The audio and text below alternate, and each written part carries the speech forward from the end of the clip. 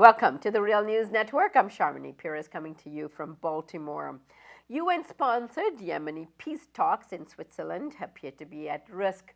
The Houthi rebels and the Saudi-backed government forces loyal to President Mansour Hadi have stopped talking directly to each other amid differences over the government demands for the release of senior officials being held by the Houthi rebels. The dispute comes amid fresh fighting between the Houthis and the government forces, in which at least 15 people were killed from both sides. The Houthis say they are ready to free the prisoners once a permanent ceasefire has been agreed upon. UN Special Envoy to Yemen, Ismail ul Sheikh Ahmed, was shuttling between the two sides, trying to bridge differences. In spite of all these new developments, let's assume the talks will resume. If they do, what kind of settlement and government would be expected in Yemen? We are taking this up with our next guest, Bilal Ahmed. Bilal is back by popular demand. You must see his interview yesterday. And he is an associate editor of Susiant.com. He's also a PhD student at SOAS at the University of London. Thank you so much for joining us again, Bilal. It's no problem. So, Bilal, let's start with some prognosis on the peace talks first. Well, the peace talks are under threat, as your report indicated. And there are two main reasons why. Three, if you want to get a bit more abstract, which of course we favor. But the first reason why is these prisoners that the Houthis have that they don't want to release. So two of the prisoners are Mahmoud al-Sabehi, who is the defense minister under Hadi, and also Hadi's brother, whose name is Nasir. So as you can imagine, this is a bit personal for Hadi's side because one of the people is his brother. And these are also people who have been involved in intelligence operations as well as military operations all over Yemen, but especially in Sada and the northern provinces where the Houthis are primarily based. So part of this is that the Houthis want a more permanent ceasefire and a promise of one, but some of this is also that there's a great deal of controversy, especially in the coalition itself, about how to feel about these prisoners and whether or not they should be released. The These are high stake prisoners that they have. I can see why they're holding on to them.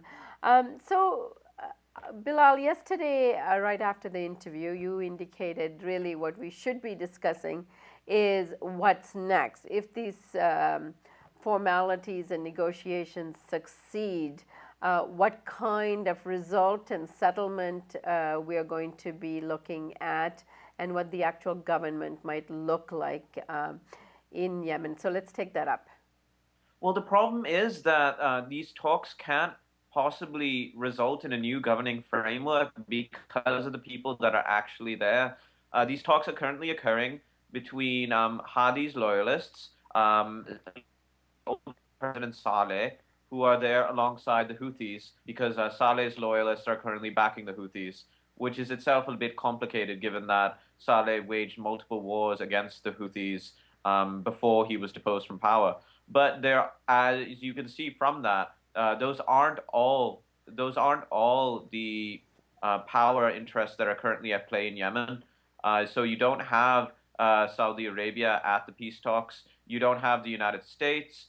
You also don't have tribal groups. For example, your report talked about the fighting in Marib, which left 15 people dead on both sides. The tribal forces in Marib are particularly strong, and they've been particularly well mobilized against the Houthis. However, the tribal forces don't have their own representative at the talks. They're simply de facto represented by Hadi's loyalists and Hadi himself. But that's not going to be a sustainable governing framework given the fact that there are so many interests in Yemen with their own ambitions and their own desires from a post-Civil War framework. And it's worth noting that a successful prisoner exchange did occur in the south of the country, but it wasn't strictly speaking between the coalition and the Houthis as though these are two neat sides that can be neatly defined as such. They were given over by the Southern Resistance Movement, which is has been jump started, especially as of late, out of the interest to form an independent Southern Federation or an independent Southern Autonomous Zone, based on the principles of the old People's Democratic Republic of Yemen. So, as you can see from all this, even at the peace talks, we're talking about sides that are being represented by different sides that don't totally reflect the complexity of the Yemeni political situation. And that is before we even talk about the fact that Al Qaeda in the Arabian Peninsula and Islamic State, more recently, but Islamic State's a bit new, are also operating within the country, especially in the province of Hadramaut to the southeast.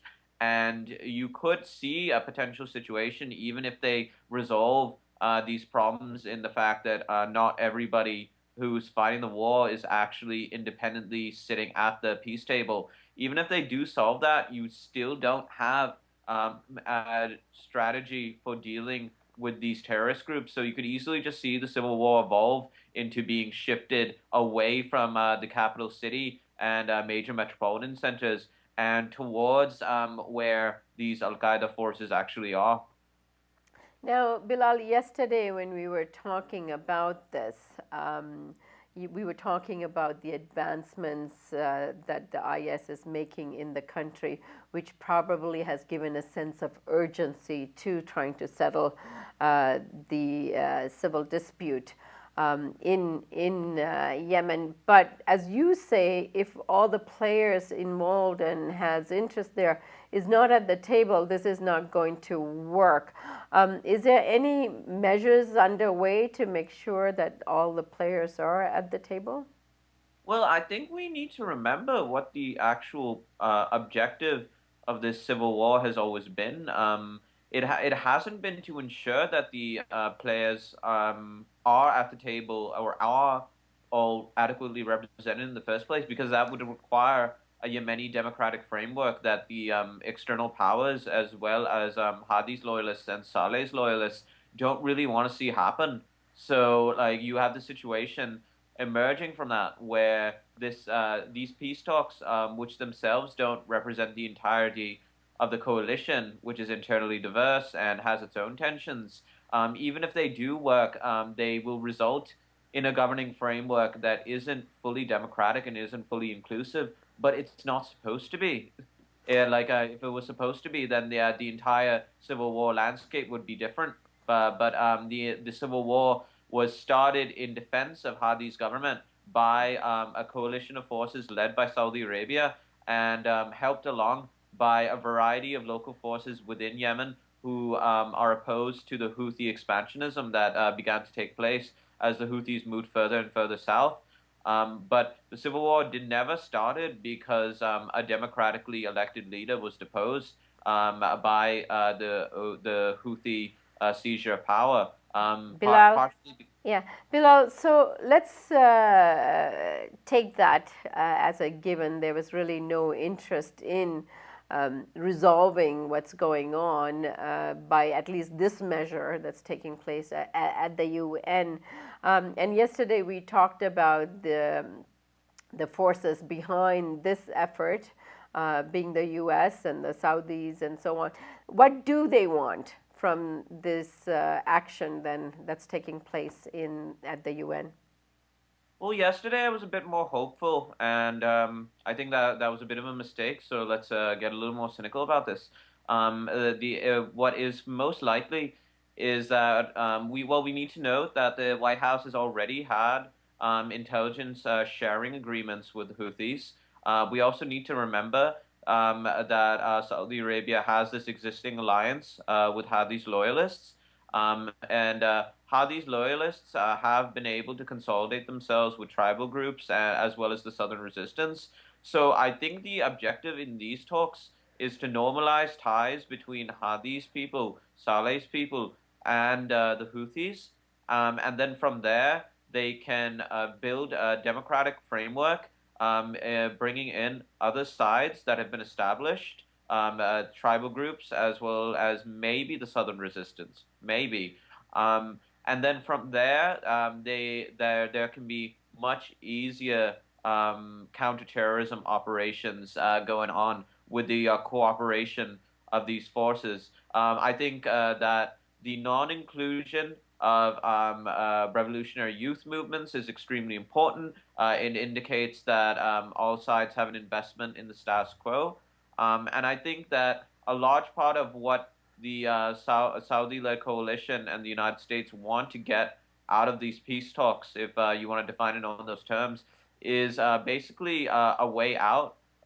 Because there are all indications that the Saudi-led coalition is fighting a war in Yemen that it is increasingly unable to sustain. There's already been news of the United Arab Emirates hiring mercenaries from the Colombian military to come in order to fight in the war. And that's partially just as a result of a privatized military industrial complex, but it's also a result of the fact that the GCC forces simply aren't prepared to wage a war on this magnitude over the course of a prolonged and sustained effort like this. So, first of all, they want to get out. Second of all, they want to conduct counterterrorism operations. And third of all, they want to prevent a situation by which you could have another revolutionary upsurge in Yemen, which would threaten much of the Gulf, many of the Gulf monarchies, because of how that easily that could spread and how it could problematize their own ambitions in the region, especially when it comes to shipping, because Yemen is so close to the Suez Canal, but also mostly just because of ideological effects of a large democratic uprising in one of the neighbors. Bilal, I want to thank you for joining us again. And it looks like this is going to be an ongoing issue, and we look forward to having you back. Of course. And thank you for joining us on the Real News Network.